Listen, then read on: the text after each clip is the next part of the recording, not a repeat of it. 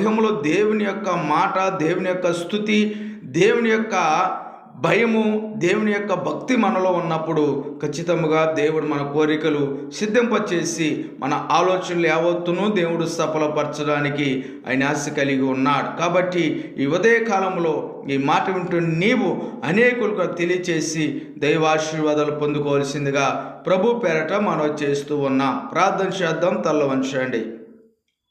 సకల ఆశీర్వాదాలకు కారణభూతుడైన మా యేసు ప్రభువా, నీ గణనాం బట్టి స్తోత్రాలు స్తుతులు చెల్లిస్తూ ఉన్నాం. మీ లేఖనాల ద్వారా మీరు చెల్లిస్తున్న మాట నీ కోరికను సిద్ధింపచేసి నీ ఆలోచన యావత్తును సఫలపరుస్తానన్నావు. అయితే నా యొక్క మాటలు మీ హృదయంలో ఉన్నప్పుడు మీ కోరికను నేను నెరవేరుస్తానన్నావు ప్రభా.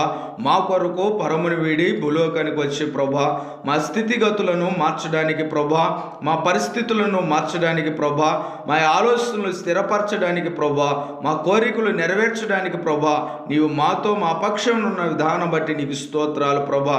ఈ దినము ఎంతమంది అయితే ప్రభా ఇదిగో నాయన ప్రణాళిక కలిగి ఉన్నారు, ఆలోచన చేస్తున్నారు ప్రభా, వారు చేస్తున్న ప్రతి ఆలోచన ప్రభా మీరు సఫలపరచమని నజరేటువంటి యేసు పరిశుద్ధ నామములో అడిగి వేడుకుని ప్రార్థిస్తున్నాము తండ్రి.